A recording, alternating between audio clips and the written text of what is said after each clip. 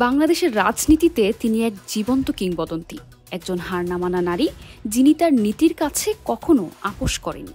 রাজনীতির আগুন তাকে কখনো কারাবন্দী আবার কখনো গৃহবন্দী করতে পারলেও তিনি কখনো বিক্রি হননি।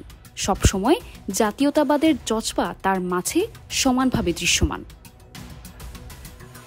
3 বারের প্রধানমন্ত্রী, এককালে দেশের সবচেয়ে প্রভাবশালী নারী নেতৃত্ব, একজন গৃহবধূ থেকে দেশনেত্রী হয়ে ওঠার এই লম্বা পথ চলায় তিনি বারবার রাজনৈতিক প্রতিহিংসার শিকার হয়েছেন। তার হার না মানা এই মানুষের জন্য দেশের মানুষের কাছে তার নাম উচ্চারিত হয় শ্রদ্ধা, আবেগ ও সংগ্রামের প্রতীক হিসেবে।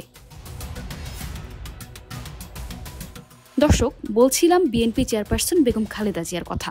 আজকে আমরা তার রাজনৈতিক জীবনের উত্থান পতন ও বারবার প্রাসঙ্গিক হয়ে ফিরে আসাকে দেখব পাখির চোখে। বেগম খালেদা জিয়া সময়ের আবর্তে নিজেকে পরিশুদ্ধ করে পরিণত করেছেন এক কিংবদন্তি হিসেবে। সামরিক শাসনের বিরুদ্ধে আন্দোলন, রাজনৈতিক প্রতিহিংসা, বারবার কারাবরণ, এমনকি গুরুতর অসুস্থতার মাঝেও তিনি কখনো অন্যায়ের সাথে আপোস করেননি। বাংলাদেশের বর্তমান রাজনৈতিক পরিমণ্ডলে সবচেয়ে প্রাসঙ্গিক নামটি এখনও বেগম খালেদা জিয়া। তার নাম উচ্চারিত হয় হাজারো নেতাকর্মীর মুখে। তার নেতৃত্ব, অতীত সাফল্য ও রাজনৈতিক দৃঢ়তা তাকে পরিণত করেছে দেশের রাজনীতির ময়দানের ফিনিক্স পাখিতে, যিনি বারবার বাধা বিপত্তির আগুনে পুড়ে পুড়ে শুদ্ধ হয়ে ফিরে আসার প্রতীক হয়ে আছেন। 1980-এর দশকের শুরুতে তিনি ছিলেন দেশের ফার্স্ট লেডি। হঠাৎ জীবন তাকে মুদ্রার ওপিঠ দেখালো। স্বামীকে হারিয়ে তিনি জীবনের সবচেয়ে কঠিন রাজনৈতিক বাস্তবতার সামনে দাঁড়িয়ে হাল ধরেন দেশের গণমানুষের দলের। রাজনীতিতে প্রবেশ করা এক গৃহিণী থেকে হয়ে ওঠেন দেশের প্রথম নারী প্রধানমন্ত্রী। কঠিন সময়ে নেতৃত্ব দিয়েছেন বিএনপিকে। দমন পীড়নের মুখে থেকেও বারবার ঘুরে দাঁড়িয়েছেন। স্বৈরাচারী ও ফ্যাসিস্ট শাসকরা বারবার বেগম খালেদা জিয়ার রাজনীতিকে শেষ করে দিতে চেয়েছে, কিন্তু তাকে শেষ করে দেয়া যায়নি।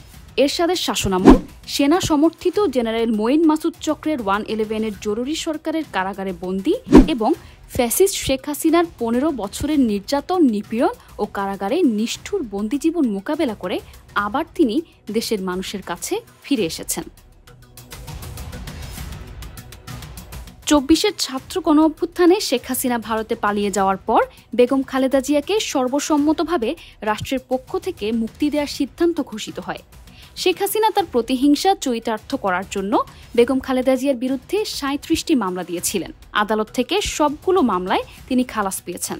এভাবে নানা সময়ে নানান চড়াই উতরাই পেরিয়ে বেগম খালেদা জিয়া আজকের বেগম খালেদা জিয়া হয়েছেন। দেশের আনাচে কানাচে ছড়িয়ে ছিটিয়ে থাকা লাখো নেতাকর্মীর জন্য তিনি এখনও রাজনৈতিক বাস্তবতা।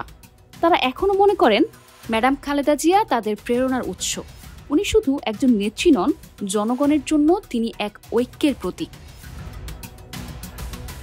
বর্তমানে লন্ডন থেকে চিকিৎসা নিয়ে ম্যাডাম খালেদা আগামী পরশু দেশে ফিরছেন, যেন দেশের মানুষের জন্য নিয়ে আসছেন এক বুক আশা। ঐক্যবদ্ধভাবে ঘুরে দাঁড়ানোর প্রেরণা নিয়ে তিনি নিজ মাতৃভূমিতে পা রাখবেন।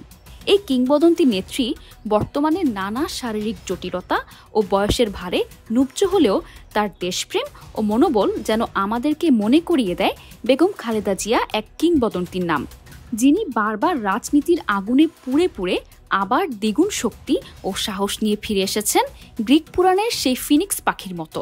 তিনি ইতিহাসের পাতায় এক নির্বাপিত না হওয়া আগুন।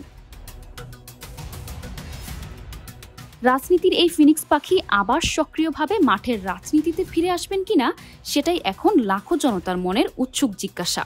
হয়তো তিনি মাঠের রাজনীতির রাজদণ্ড তুলে দিবেন তার সুযোগ্য পুত্র তারেক রহমানের হাতে।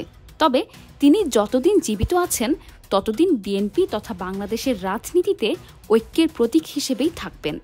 আর সবসময় দেশের ইতিহাসে বৃহত্তর নোয়াখালীতে জন্ম নেয়া এই মানুষটির নাম চিরকাল স্বর্ণাক্ষরে লেখা থাকবে। নিশা আলম, নিউজ ডেস্ক, 21 টেলিভিশন।